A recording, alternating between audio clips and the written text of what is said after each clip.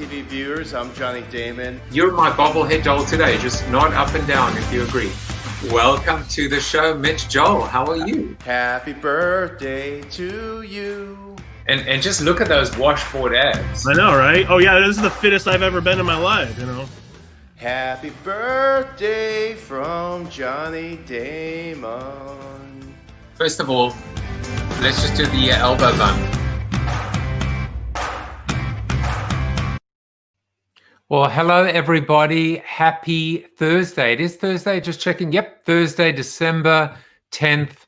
We are almost at the end of 2020, but I will be your guide, your Sherpa for the next 3 weeks. In 2 weeks' time, it is December 24th. Why is December 24th a significant day, you might ask, or maybe you didn't ask? Well, it's my birthday. I'm turning the big 50. I've been trying to avoid it for as long as possible, but I'm turning 50. There will be a show. I have two very, very important special guests. I will tell you who they are closer to the time, but it's going to be big. It's going to be big. I was meant to be in South Africa with my family, but instead I'm going to be right here with you guys. No place I'd rather be except in South Africa. But if not in South Africa, then with you guys as well. So let's all celebrate together, shall we? Let's see who's here. Well, my mom's here. Sorry, Mom, I'm not going to be with you on my birthday, but you will be with me, hopefully, on Corona TV. Well, a little bit of, sad and somber and sobering news yesterday. This was actually through December 7th, but yesterday was considered now to be the deadliest day in at least in the last 100 years. Some people said the deadliest day in American history, but certainly now more people unfortunately succumbed to COVID-19, to the coronavirus yesterday than 9/11. It's just hard. It's hard to believe. Then Pearl Harbor. Yeah, there are a couple of others. For example, the 1900 hurricane in Galveston, Texas, the Civil War battle of Antietam in 1862. I hope I pronounced that correctly. There was the 1906 San Francisco earthquake. But for the most part, if we look at the last 100 years, this is just devastating. It's breathtaking. And I think it's just important for us to take this moment, take the time to reflect. And to pay tribute to the people that have fallen and their families that unfortunately have to live without them. May their memory be a blessing. This is not a day to point fingers and blame, although sometimes I know that it does come naturally. We want to lash out. We feel we need to apportion accountability, responsibility, and blame. But today, you know what? Let's just remember them and leave it at that. Well, let's move on. And today's National Swap Ideas Day. I'd like to believe that Corona TV is a forum for ideas to be exchanged, to be swapped. It's a place where ideas are free, meaning there's no price to pay. There's no price for Corona TV. There's no price for ideas, but we give them and we pay these ideas forward because we believe in common. We believe that ultimately, by birthing an idea, creativity, helping someone else, it's going to come back and help us back in return. So hopefully that is exactly what happens. In many respects, that's Joe Sinkwitz. Joe is the co-founder and CEO of IntelliFluence. Joe, look, I misspelled this one too. I guess I was cutting and pasting from this into the other one, but that is not how you spell IntelliFluence. It's UE, not EU. So I will have to fix that and pay it forward to him with my apologies. But Joe is gracing us and being very generous with his time and his expertise in terms of understanding real search, the origins of search, black hat search, if you will, and now where he focuses his time, which is influencer marketing. After Joe tomorrow, we've got our community show on Friday, which is just very special. Trisha is not going to be here. She had to postpone, but in her place, the incredible Carla Johnson, who has a book out. So I'm glad she's going to be joining Chris Penn, Marcus, Whitney, Jan Zlotnick, and Scott Monty. So let's do birthdays quickly. Ross Sandler, Susie London, Randy Kilgore, the legendary Randy Kilgore, and then also Christina Richards, Harry Mishra, Maxim Bihar, Kavita Gore. Happy birthday to you on LinkedIn. Well, today we're going to discuss, I don't know what we're going to discuss. Why is there not an image? There should be an image for my secret soliloquy. This is what happens when ultimately you do everything according to your checklist and then realize that you didn't actually paste the chart that you were meant to, which is actually called predictions. So I predict that I'm going to have spelling mistakes. I predict that I'm going to make little user errors. But I just predict that I'm a human being.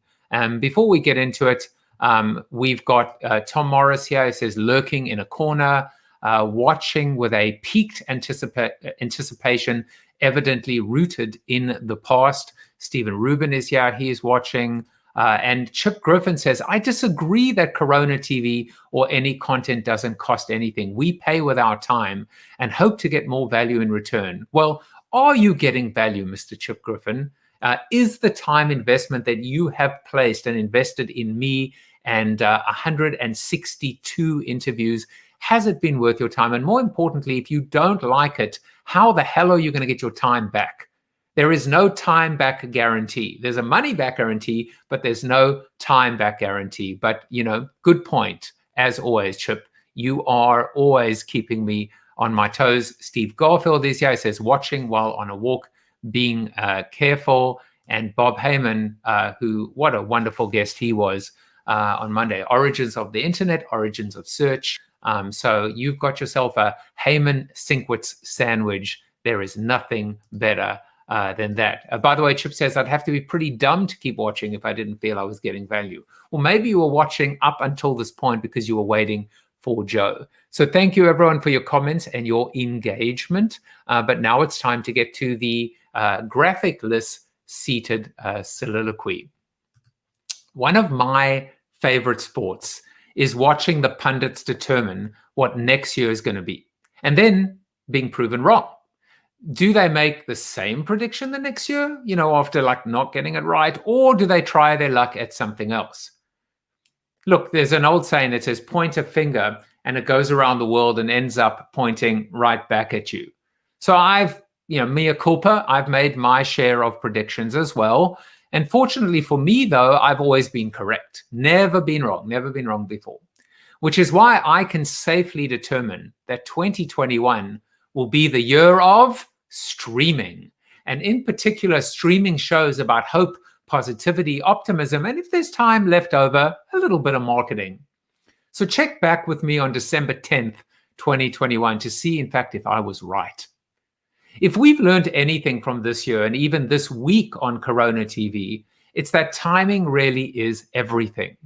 That, coupled with certain life events that we could never have imagined possible, like a global pandemic, coming to pass. What 2020 has meant to all things virtual, for example, is just game-changing. From future of work to future of teaching to future of communications, it's all just a you're on mute button away. Take the QR code, for example. And by the way, there is a terrific Corona Bite on my Jaffe Juice TV Instagram profile that summarizes the conversation I had this week with Ted Wright about revenge of the QR code. No one saw that coming. Perhaps 2021 will be the year of virtual, and in particular, virtual reality. Perhaps Second Life will make its comeback and be called Third Life. And if so, maybe rebrand itself to 9 Lives. Then there's influencer marketing, which I feel continues to get a raw deal from journalists and marketers in particular. For some reason, everyone loves to pounce on the Instagram influencer with 1 million followers who fails to sell just 50 shirts or some lipstick. I guess maybe that criticism is justified. I'll tell you one category that's coining it right now. It's the get-rich-quick Instagram training programs that promise quick and painless spikes in followers, engagement, and conversions, or your money back. When it comes to influence, however, I think it's important to make a clear distinction between B2B and B2C. Whereas B2C is still very much floundering in an identity crisis between popularity, aka reach, and influence, aka credibility. But B2B, on the other hand, I think has very much established a solid foundation for future growth. So maybe 2021 will be the year of influencer marketing, or if not, there's always 2022, right? Well, of course, I'm interested to hear what you have to say. But more importantly, I think I'm very interested in what my guest today, Joe Sinkwitz, has to say. Let me give you a little bit of background. Joe Sinkwitz is a crusty old digital marketer who hopes to live forever, but if he doesn't, wants to ensure some aspect of his consciousness can still spam you from the cloud. Love that.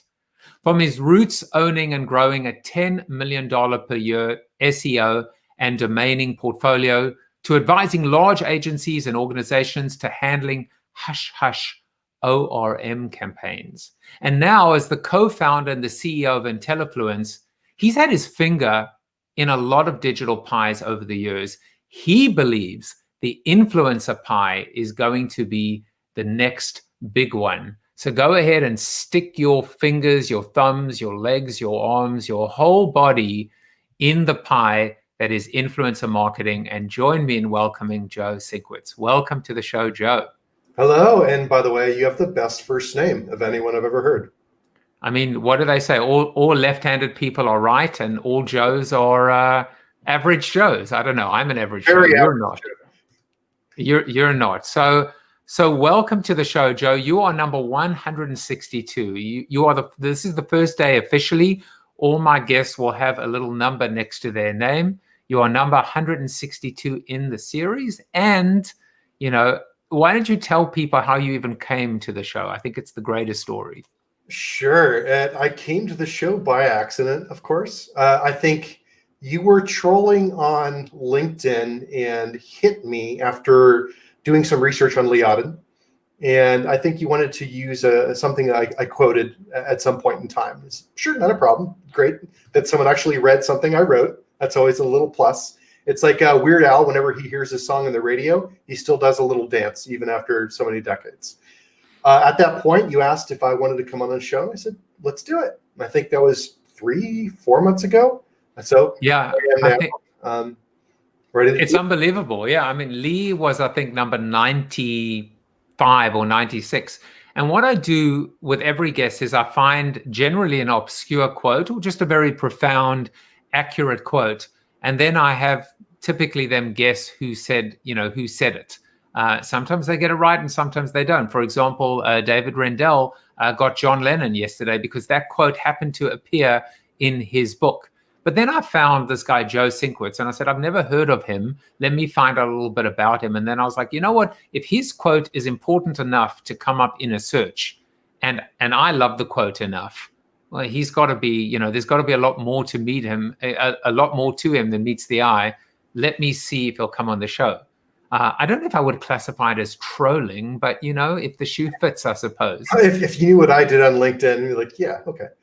Yeah, if the shoe fits. You know what? Chip is pushing back today. He says, just say no to Second Life. That's one of those time expenditures that never paid an appropriate return. Or you quote yourself. I don't know if I agree with him. I think a Second Life. I think it was just an idea whose time had not come yet, and I think it's coming. And I think COVID is going to be an accelerant, but that's just my opinion. What do you think? What do you think about virtual worlds? Well, virtual. I know it's not exactly your category. No, I actually wrote an article that went live 2 weeks ago for Technopedia, and it was on the concept of using influencers within VR and AR. So I do see those worlds merging a little bit, and the use case that I came up with, just to try to lay the framework, because it's not obvious, is what if you are in, 7, 8, 10 generations from now, PlayStation, Xbox, whatever, Oculus. And so you're in an immersive world, you're playing basketball. That's cool. And maybe they could simulate, LeBron James to the point where you feel you're really playing him, you're getting a workout, you're having a lot of fun. But if you're able to simulate that, it would not be too difficult using machine learning to pull out various aspects of his personality and make it feel like he's your friend. And as a friend, he's recommending stuff to you. Man, you look thirsty. Get a Gatorade. Oh, you know what? You could jump a little higher if you have my shoes. So that's absolutely true that, influencers will be in AR. I think it'll start with more of the celebrity influence way before it gets down to the pure micro level. But I could see that happening. I just don't know how far in the future it is. Now, when I write articles like that, I like to just posit on the various mediums that you can utilize a concept in without worrying about the timeline it's going to take to get there. That's not even a concern. I focus on the now, but it will be here. Well, you pick up on this idea of fusion, right? Which is virtual fusing with influencer, and quite frankly, influencer can, should, must, will fuse with everything. Whether it's email, whether it's video, whether it's streaming, influencer is truly both horizontal and vertical to a degree. And the other thing that I picked up on, or you picked up on, I should say, is something that we discussed with Ted Wright earlier this week, which is use case and timing. You got to be in the right place at the right time, and you need a use case. And certainly the QR code was that example. And that's what I referred to in the soliloquy. But today we're going to talk about influencer and to a degree search. But really, we're going to talk about you, and we're going to learn a lot about you. And I'm calling the next segment on today's show what I call the many faces of Joe Sinkwitz. So there are many faces according to search. Are these all you? First of all, no? The top left, that's Jim Christian. He was the head of SEO for GoDaddy, and he was my business partner at the Digital Marketers Association. Now that he's holding a Serrano ham that we had just purchased after drinking way too many bottles of wine, and we were just about to start carving up the ham and invite friends over to have food. So the rest of them are me, but the top left, that's Jim. And I like the looks. I like there's the cleanly shaven. There is the scruffy. I found out that you're a power lifter. There are many things I'm finding out about you. Here's another one, which is talk about the many faces of Joe. This is the many disguises, which is you're dressed as a penguin. I'm wondering if maybe you had a black tie affair and someone said wear a penguin suit. What is the story about dressing like a penguin? Sure. So the Ungagged SEO conference is sponsored by Black Hat World. And so it tends to attract a lot of individuals that are curious about quick ranking methodologies. I wore a penguin because the penguin was the most frightening thing to me as a search practitioner due to the penguin algorithm that rolled out on April 24th, 2012. So this was just a lighthearted fun. Every year that I did that in Ungagged Vegas, I'd show up as a different character, like a giant inflatable robot, Baymax from Big Hero 6, and then other stuff, He-Man, whatever. It became a shtick after a while. I did Santa Claus or Father Christmas on stage in England. That was entertaining. But yeah, it was just a little bit of fun. Okay, so I have to ask you this question then, which is if you take penguin and you add black hat to it, you end up with this. And so my question to you, Joe Sinkwitz, is are you a hero or are you a villain? Which one are you? I will reject the question because what's happening is a bucketing. This is actually was started by Matthew Cutts at Google, who was a former CIA operative before working at Google. He wanted to co-opt a black hat, white hat from the hacking world, where black hat was infiltration and breaking systems illegally and white hat was not. And so he applied that to search. What's interesting is that's not what it means in search. Within search, black hat means just getting an understanding of what the rules of the system actually are. White hat is, what did Google tell you the rules were? So by understanding where the rules are, you have a better capability of ranking, especially in the competitive phrases. Like if you were coming to the market in 2010 and some of the markets that I was, heavy in, and you tried to just play by whatever the rules that Google told you would be in, you wouldn't be in the top 100 results ever. It just was not going to happen. Tim Mayer, who was the head of search for Yahoo, talked about it being, bringing a knife to a gunfight. It wasn't going to happen. So that's kind of where, I've been trying to educate on what it meant to be a black hat during that period of time. It was never about being, breaking the laws. Do not do that. That's an entirely different segment of search. And that was a primary competitor of mine, which we can get into if we need to. It was really just about using data to understand where things really were and what was true, and then making decisions based on that data. We're going to come back to that if there's time towards the end of the show, because I think you've been doing this real interesting exploration and recognizing how many more layers and how many more use cases there are with respect to the application and the implications of search. And I really do like this idea of debunking, or at least rethinking black versus white hat. I think in many respects it's going to apply as well to the way you look at influencer, which is we tend to be quite lazy as business people. We tend to find an association and stick with it. And that association is probably quite superficial and generalized. And so I like the fact that we can go a little bit deeper. Something else in your background, you mentioned the word ORM. And does that stand for object-relational mapping? Okay, so what is ORM? Online reputation management. Okay, all right. It's a function of SEO, if you think about it. So what happened, if a little history, what happened around the time of Panda and Penguin, a little bit before, is Google kind of came to this philosophical shift where they used to have a positive a priori view of the web, meaning any website that was created was probably good. It shifted to everything being equal. A new website might be bad, may improve otherwise. So it's a different switch of admission of guilt. Then, of course, Panda and Penguin kind of fed that. We discovered after some painful lessons, 2012, 2013, that all things being equal, it would be easier to apply and feed into the biases of a website being bad versus being good. And where does that get applied towards? Well, who needs stuff to be deranked versus ranked? And it tends to be, corporations or, executives that want to make bad news go away. And that's where ORM as an industry really took off. All right. So as I said, we'll come back to that if we can, because I love some of these new use cases that you've been exploring. But before we get into the main subject, which is influencer marketing, I still have a bunch more, getting to know the real Joe Sinkwitz and finding out these fun facts about you that really, I think, make you who you are and talk about, ultimately what motivates you. So here's the first interesting fun fact about you, which is you're an Eagle Scout.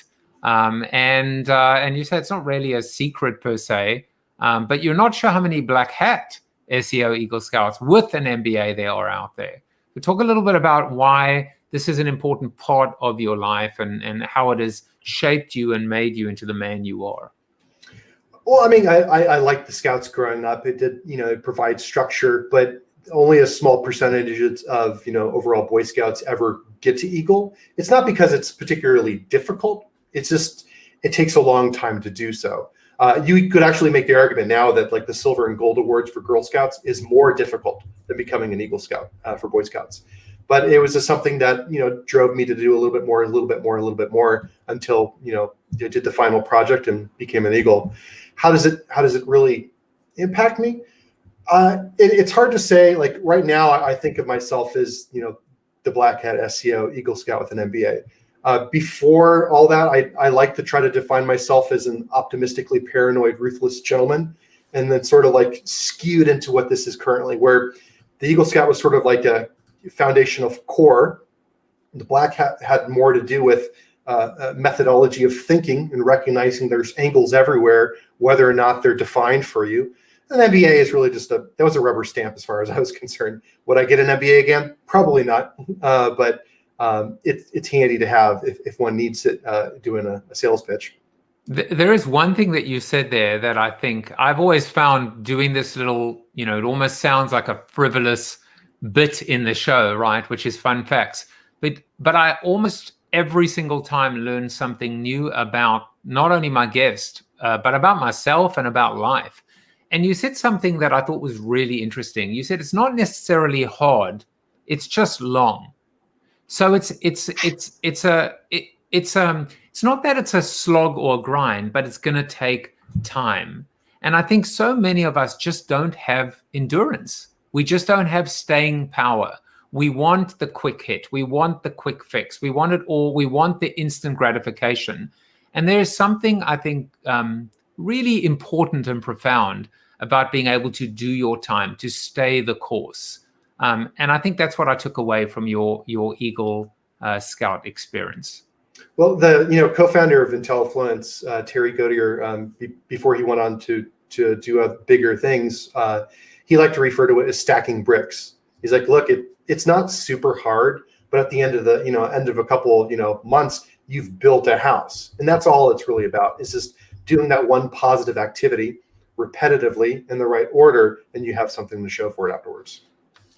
Beautiful analogy, and in many respects, I think Corona TV is that. It's stacking bricks in terms of consistency, in terms of keep on keeping on. So thank you for that. Here's something else that I learned about you, which is you wake up every single morning at 4 a.m. without an alarm clock. Initially, you hated doing that, but now you love it. And you feel like you can actually get an entire day's work done before anyone even gets into the office. Why doesn't everybody do this? It seems like it makes so much sense. And if you can get up, and I've had some mornings where not many, where I'm in front of the laptop at like 4 a.m. or 4:30. It's a super productive time. It started with me because I was a competitive swimmer. And so we'd have morning swim practices way before high school and then, after school. So it got into the practice of I would just wake up before the alarm. And after a certain point of period, like I haven't used an alarm since I was 16 years old or something like that. So I wake up. Now, obviously, I go to bed a lot earlier than most people. I'm going to bed at 8:30, 9 p.m. But I view it like a Ben Franklin, early to bed, early to wise, wealthy wise, and all that stuff. So I just sort of kept the habit. I do like that there's fewer distractions, so I can get through stuff I need to have. And then I can have the interaction in the meetings more meaningfully with the team after that's all the critical stuff is handled. There's no question the fewer distractions part is one of the most critical components. The phone is just not ringing. Emails are generally not zipping through like they would be. You're not being distracted, whether you're in a physical office or otherwise. So that's something else about you. But another thing about you is you're quite a multitasker. And the final fun fact about you is that you are where desk treadmills and desk bicycles come to die. So according to you, you've broken since 2013 3 treadmill desks, 1 bicycle desk. And this is amazing to me. On any given day, you'll log 20 miles on a bike and 7 miles on a treadmill. I just don't know how you do it or how it's possible to work, be productive, type, and be on a treadmill and deal with the sweat. So turn me into a believer. What do I need to know? I actually think it's easier. I write so much more clearly and crisply when I'm walking, and I'm not walking super fast. So this latest treadmill, it'll maybe last 6 months if I'm lucky. It was a discounted thing off of Amazon, but I could walk at 1, 2, 3 kilometers an hour and still write. And it's like stacking bricks. It doesn't feel like a lot, but over a period of time, you recognize, well, I've already done a 5K today. Oh, I've now done a 7K today. The same was with the bike. The bike I didn't care for as much in terms of sitting down for a while. It didn't feel right. Certain parts of your body go numb. But walking, I really enjoyed. I started it because of Penguin. So when Penguin hit, it wiped out our old company. We went from making that 10 million a year to losing money. So you had to, fire 50 people that we really loved working with day in, day out. And so, depression started coming in. Like, how are we going to get out of this? I'm just going to rewire my brain. I'm just going to exercise until I cannot. So I did a digital walk from Phoenix to Munich ahead of the FC Oktoberfest conference that I was going to be going to. And I just logged it. And so I was, at that period of time, I was doing close to a marathon a day. That was too much. My feet were bleeding. It was a mess. But I got the habit, and I kind of kept it as long as I could. I highly recommend the treadmill desks. So you walked the equivalent of from Phoenix to Munich. Try to. I think I got somewhere like the coast of England. It was because it's a lot more miles than you start thinking about. It's thousands and thousands and thousands. That's unbelievable. I mean, and the walking on water has got to be hard, right? Yeah. I tabulated. I'm trying to think what the Tumblr account was called. It's like a wandering blackhat tumblr.com. I doubt it's even still there anymore. But I was trying to log it every day for proof. Like, here's what the Jawbone app was saying I did. Here's pictures of everything. I didn't really lose a lot of weight because the one downside to being mean is I have no portion control. So when I'm eating way too much. And so I was able to successfully negate any positive gains I was making. Oh, it's my Achilles heel as well. It's portion control. I mean, I've just struggled with weight my whole life, and I just, if it's there, I'm going to eat it. It's just as simple as that. Now, Joe, before we move on, I just think for people that might not be as caught up on it, just tell us a little bit about Penguin, what Penguin was. I mean, because we know you've dressed up as one, but what it was. And I think there's a quick follow-up to that is your business. You were at that inflection point. You've clearly made your own pivot and moved into influence. And so we'll use that as our bridge into influencer. But I would love to just tell people what Penguin was and kind of how we know how you reacted physically and the importance of walking. But business-wise, how did you rebound and how did you pivot? Sure. So there's various quality algorithms that were rolled out by Google over a period of time. So they came into the form of events, which was basically a generalized brand promotion update, frankly. Panda, which looked at on-page content related to a site and whether or not it should be promoted or demoted. And then Penguin was looking at the off-page aspects, the links. We were very prolific link builders, and you had to be within the competitive industries like payday and insurance. So with Panda, by fate, I guess, or random chance, it hit one of our sites fairly hard, automobile.com. And our mechanism for getting out of it was to spam very aggressively to the point where we were able to manipulate the user signals associated with Panda. And then a couple of years later, we were hit by Penguin, which was looking at spammy links.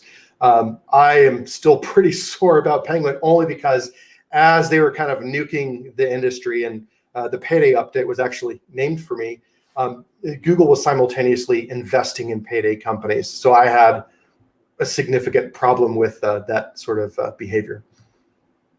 I favor the antitrust action against them, if that's not clear. Well, it's them and many other large tech companies at the moment, the way things are going. By the way, Terry Stone Jaffe, who may or may not be my wife, said the unlikely pilgrimage of Harold Fry. So you might be the Harold Fry of black or white hat SEO and specifically influencer marketing. So if you don't know that story, that's probably your story. So maybe we'll talk about the unlikely pilgrimage of Joe Sinkwitz.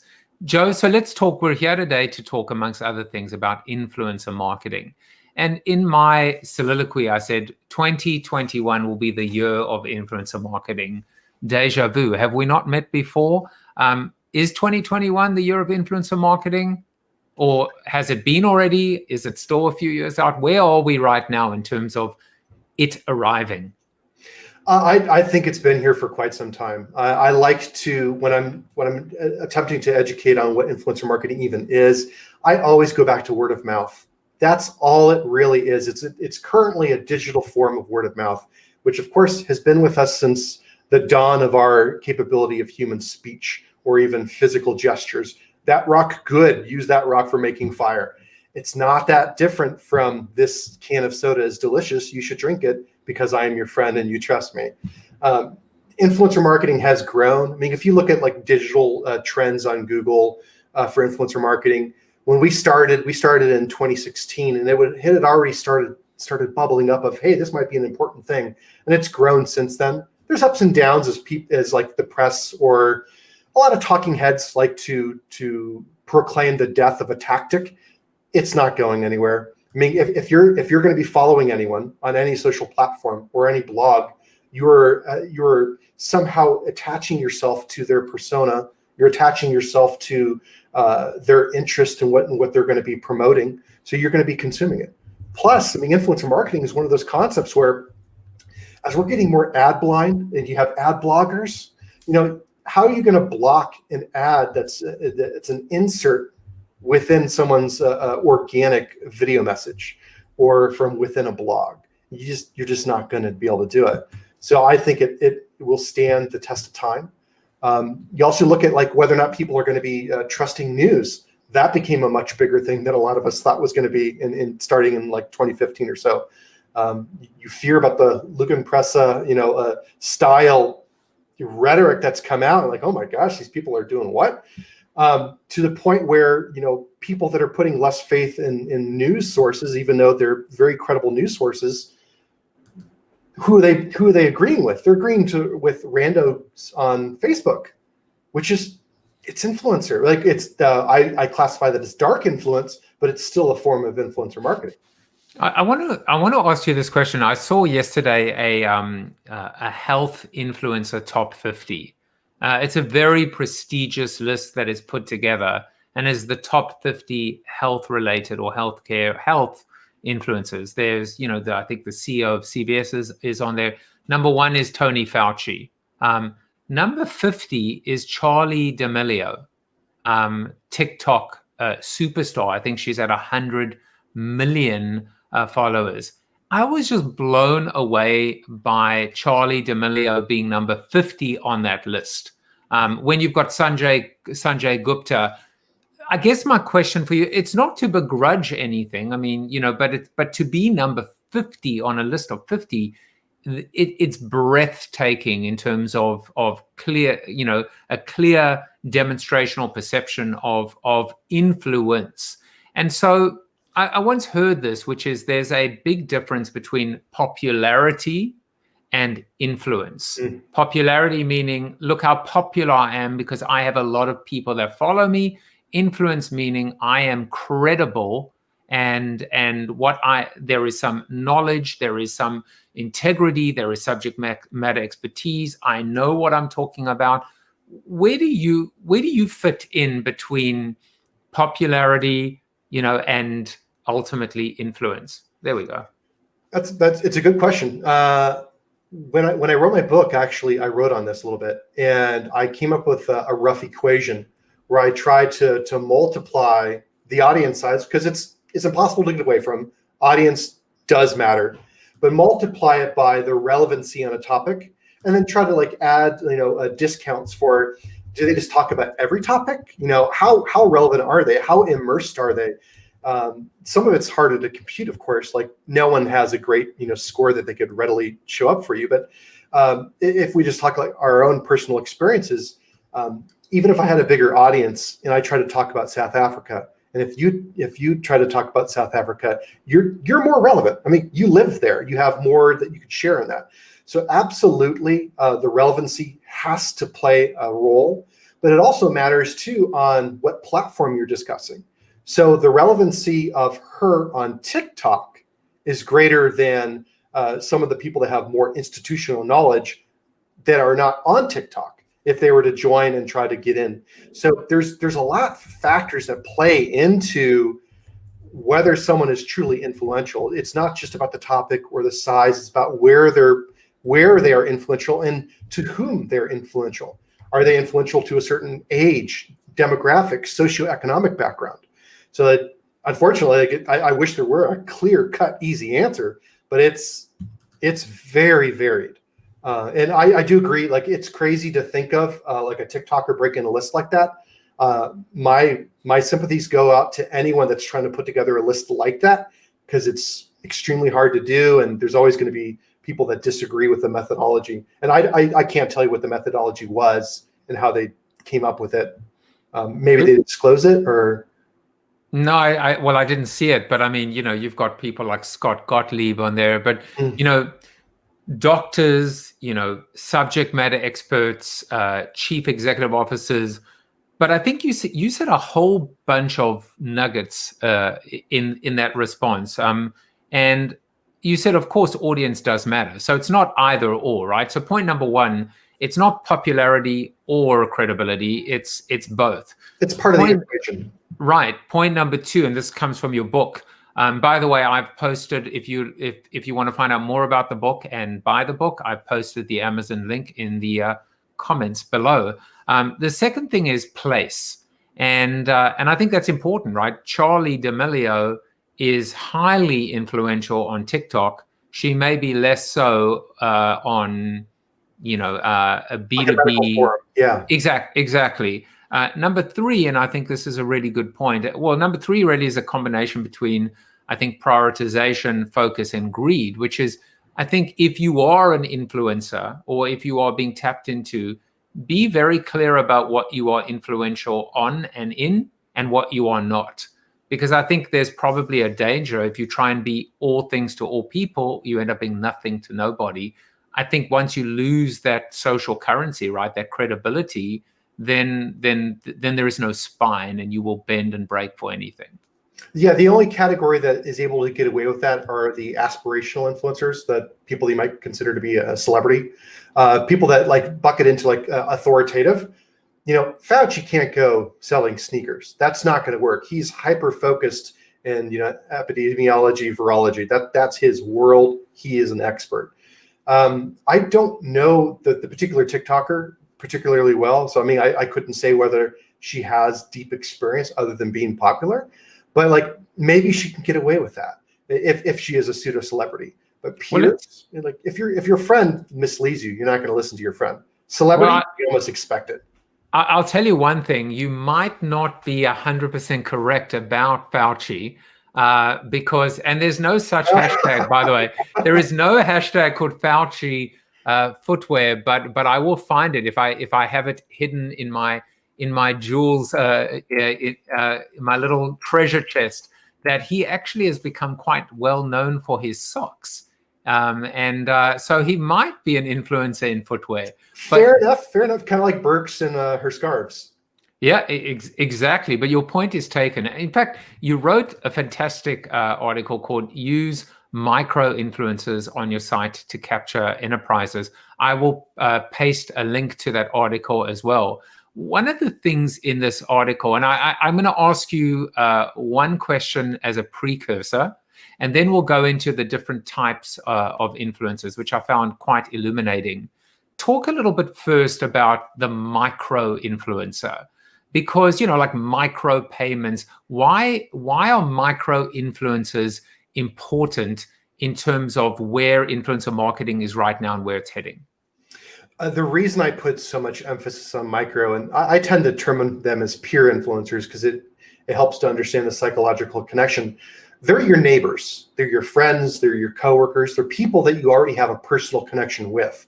I like to say that we all want to be like Mike. We want to be able to dunk a basketball and be worth who knows how many hundreds of millions of dollars, but we can't. We can only drink the soda he suggests and wear the shoes that he wants us to wear. We can listen to authorities and subjects that we care deeply about, and we can act upon them. But your peers are different. The example I like to talk about is like a Mercedes. If my neighbor across the street buys a nice new Mercedes, looks cool, I might envy that a little bit and like, oh, that's nice. And then the next neighbor gets it, and the next neighbor. At some point, there is such a powerful urge that it becomes a pile-on, a dog pack effect. Cialdini talked about it as like a community-centric sort of psychological influence. I view it as just like that wolf pack, where like if you're not doing the same activity, you're out of the pack. So there's a benefit to micro influencers in aggregate, but there's also like if you're coming at a subject matter cold, then you could trust a peer that you think knows a little bit more about it than you do, whether or not they're an expert. If I'm looking to catch a movie and I know that my buddy has similar tastes as me, and they says, yeah, that movie's actually pretty good, I'm going to trust to go see a movie, versus a critic that I may not know about. Maybe they're it's steeped in understanding film and as an artistry, but they don't necessarily know that I like dumb comedies, so they wouldn't play off. So that's where the peers come into effect. They're also less expensive to acquire, and they could be really relevant. So like our entire marketplace was started to help the people that are at the very bottom that no agency wanted to touch. They're like, do you have any sort of following? Welcome, we'll help you grow. And that's worked out well because they are relevant and they can help a lot of brands. So this is, it's funny, often when people come onto a show and there are things that they may want to promote, and of course you want them to promote the things, but this is one of those times where it's absolutely even part of the conversation to talk a little bit about the agency, what you do and how you do it, and why you've chosen to focus on amongst other things, micro and this grassroots type of approach. Sure. So in late 2014, are you familiar with James Cameron, the guy who did Avatar and Terminator? So the Cameron family. Don't know him personally, but he is slotted to come on the show between now and the year 3000. Well, so he backs a lot of interesting companies, and so his brother John JD was running a company. He's a very big advocate in reducing tobacco consumption by shifting people into vaping because it has fewer chemicals. They brought me in to kind of be a shadow CMO. They just wanted me to like run things in the background. Well, we learned really quick that it's one of those products. They've developed a vaping cell phone, which is as wild as you can think. The problem we ran into is you can't advertise on Google. You can't advertise on Facebook. You can't advertise in most major markets. The only way we were able to do anything was get the product in the hands of someone that might vape, or try to convince someone to stop smoking and use this and report their outcomes. That was influencer marketing, but there was no great channel to do it. So we reached out to agencies and tried to find celebrities. They all wanted a big monthly minimum, and they'd charge huge commissions. And so I was like, you know what? I'm gonna do this on my own. I'm gonna build some software. I have a software background, as does the co-founder and my current head of product. So we're like, we're gonna make this work. We're like, well, but also we don't want to focus on celebrities. There's a lot of people out there that have legitimate abilities, and there's a lot of very small brands that can't afford celebrities anyways. Let's build it for them. And so we did. We started at the ground up of very, very small Amazon brands and micro influencers. And as we grew as a network, we're basically chasing Metcalfe's law, which is the power of a network is the square of its number of users. The more influencers we add, the more brands we add, the more powerful it becomes. The bigger the brands, the bigger the influencers. And that's playing out. So does a micro influencer get a micro payment?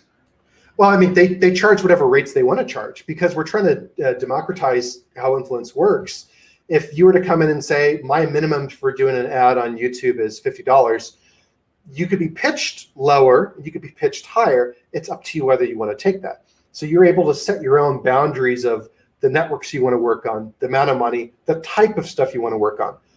I wouldn't expect a lot of people that come in to be doing, adult products is a great example. They might, but most will not. So they're able to set the categories of interest that best aligns to what they do.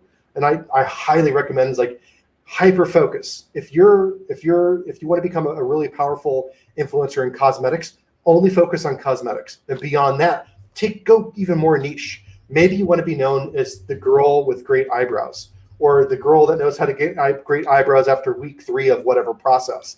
If you do that, you can jump the line to becoming an expert and then parlay that into other cosmetic lines. So by focusing on the micro and then letting them kind of determine where their own compensation is, we get a lot of data. We get a lot of data of like, hey, this is what people feel it's worth.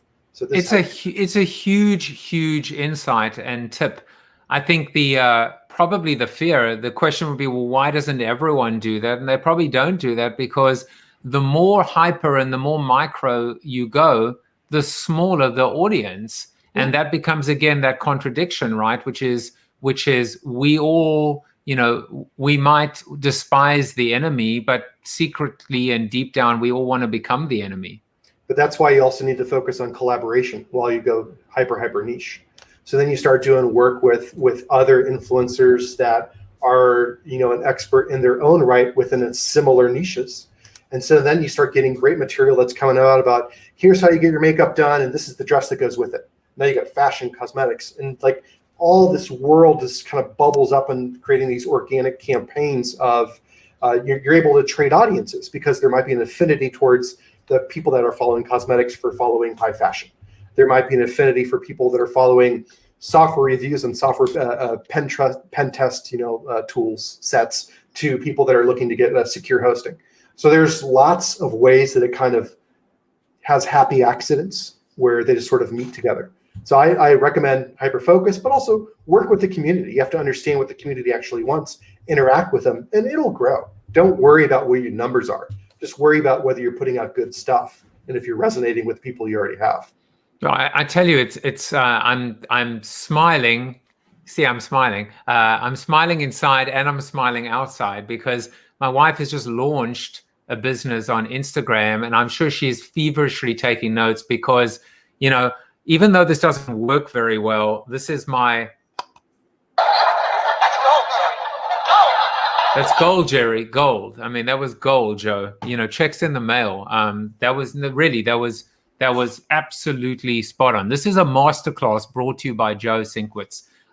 Joe doesn't just give away ideas, nuggets, insights. He actually gives away a lot of things. He's actually giving away. I mean, just set this up, Joe. You're giving away a 1 year. How on earth are you doing this? You're giving away a 1 year freebie trial. Tell us about what the trial is. Why is it 1 year? How do people get it? Just tell us. It comes down to math. In business, everything comes down to math and SaaS metrics and economics. So we did a deal with AppSumo back when Intellifluence was really just getting started. We had been live, I think, for like 3, 4, or 5 months, maybe. We did a deal and we got 20, 30 grand. And it wasn't a whole bunch, but we sold a lifetime membership on a not very great software, but it was great for that point in time in our history. We wanted to give back because I was intending to raise a Series A before coronavirus hit. So I was like, okay, you know what? I'm going to do this. I'm going to reach out to AppSumo. They said, hey, with where your prices are at now, it'd be really difficult for the community to digest it. So we came to the conclusion, well, why don't we give something away for free? We can't just give it away for free forever because that would just destroy the business. Why don't we create a plan that's going to work for micro influencers as entrepreneurs, give something for them so they can, they have, I guess they call entrepreneurs, like they have an idea for a product. Well, they can come and do a trial for a year and play around with it and try to make it work before really, accruing any sort of subscription fees. The reason it also works is because we have our own internal payments platform. So if things are working out well and you decide to use us for payments within the context of your campaigns, we'll at least make a little bit back. But I'm fine with giving away freebies and trials because I believe in the product. I understand that like when you have a more legitimate, greater need that needs more volume and more complexity, will be the first choice. So it's kind of a land and expand concept. All right, I'm going to place a link. You know what? I'm going to place the cleaner link, which is Intellifluence.com/LinkedIn. And what would someone get if they signed up for the 1 year trial? Basically, they get a 1 year subscription to Intellifluence. It's called the Light Plan. It's the AppSumo plan. I think it's a campaign. I'm struggling to think of like the exact number of influencers per campaign, but it's a rolling figure. So it satisfies almost all the needs of the AppSumo community. So it's just without subscription fees. And we make it really easy to cancel. So like someone doesn't want to be doing it anymore, they click cancel and they're done. I think that's terrific. Now, listen, we have a few minutes left. It's important for us to get back to our the real topic, which is Fauci footwear. We're going to you and I are going to collaborate on a new business. We're going to use your platform to find influencers. And we already have our celebrity, which of course is Tony Fauci. We know that he's #1 influencer in health. Everything is busy at all right now. He's totally. He's not busy. Yeah. At all. Well, he might be busier in January. He's right now is twiddling his socks, but he is definitely going to be busier. And then and then there are a few more parts. Like, is he? Tom Morris says Fauci footwear should be those blue operating room footies over crazy socks, or even crazy masks. But here he is. Here is the spokesperson. I did find it for Fauci footwear. So we've learned a whole bunch of things. Joe, before we go, and we're going to move over to as always the Zoom after show. In that article, which I mean you will show, you really spoke about these 3 categories of influences, right? Aspirational, macro, authoritative, and peer. And it just strikes me, the article, as I said, I've pasted a link to it in the comments. But really what's happening here is aspirational, macro, all the way down to peer. It's size, right? It's just size of audience and size of reach. But it's not, they're not mutually exclusive, right? They're it's the Venn diagram. It's the intersection points, right, between authoritative peer and authoritative aspirational, I think, where the real magic happens, right? So it goes back to the health list that we were talking about, where Fauci is obviously authoritative, but he also has a large following external to most social platforms, especially within the medical community. He's been known for decades and decades. Authoritative is really a play on expertise. You could have an authoritative influencer with a relatively small following, only because the market happens to be relatively small as well. So if you're looking for a specific type of exercise equipment for people that use fat bars, well, there's only a few people that you would follow for that. So it's like when you go niche, it helps you to understand a lot more. Do I need to have something that's authoritative? Like if you were to sell a niche product, you're usually wasting money going to celebrities, because celebrities have a very broad audience that they connect with, because it's kind of loose and aspirational in nature. Authorities, like, you're probably not trying to become a product that authority would want to push. If it's a consumer product, it doesn't make a lot of sense. Peer is where most of that magic ends up happening. And you're right, there is absolutely a Venn diagram of, you can be a peer influencer that's also recognized as an authority. You could be a celebrity that's also recognized as an authority. That celebrity might also be a peer to someone else. The Kardashian sisters are peers to each other, even though they're also, aspirational. Right. So Fauci really does hit all 3, and that is, when you have, I guess, credibility, integrity, subject matter expertise, it's a real sweet spot. All right, Joe, we have a few moments left. It is time to get to our quote of the day, quote of the show.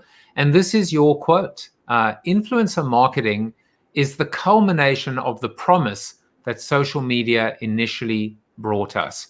I love this quote because it talks about full circle. It talks about the fact that instead of trying to mystify, we just have to go back to the beginning and back to the basic and realize sometimes, there's nothing as powerful as an idea as time has come. So do you know who said that? I thought it was me. You might just be right.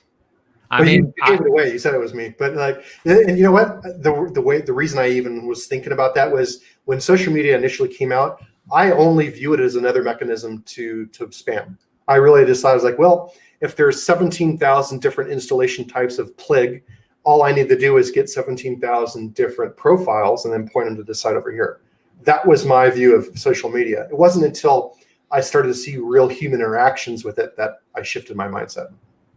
All right. And finally, one more thing, which is our Corona question. It's interesting because we've spoken about the origins of search and social media and where they've come and full circle with influencer. But I wonder, and it might be something else, what do you believe has been the most fundamental change in your lifetime from a business standpoint?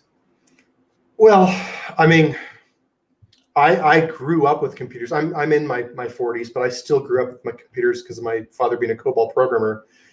I'd still say connectivity. That changed the entire world. From that is how you got search. That's how you got email. That's how you got file transfers and research and being able to do big data on folding.com in Rosetta at home. So I think it's the connectivity, just computer networking. Right. Well, he's 40 years old, and yet he describes himself as a crusty old digital marketer. So these are the he's been battle tested. These are the battle scars of black hats, white hats, Uncle Sam's hat behind him. But certainly you can see that he is an authority when it comes to this subject and connected subjects. Joe and Joe, you're going to get Joe squared in the Zoom after show, bit.ly/CoronaTV after show. We're going to head there now. But if you want to find out more and stay connected to him, you can follow him on Twitter. You can connect with him on LinkedIn, of course. You can find out more about his company and then take advantage of this 1-year freebie trial. And of course, finally, buy the book, buy the t-shirt, eat the pie, get on the treadmill, ride the bike, walk to Munich, and get on the treadmill. Exactly. Thank you, Joe. And as always, the final word is Chuck Norris's. You are Chuck Norris approved.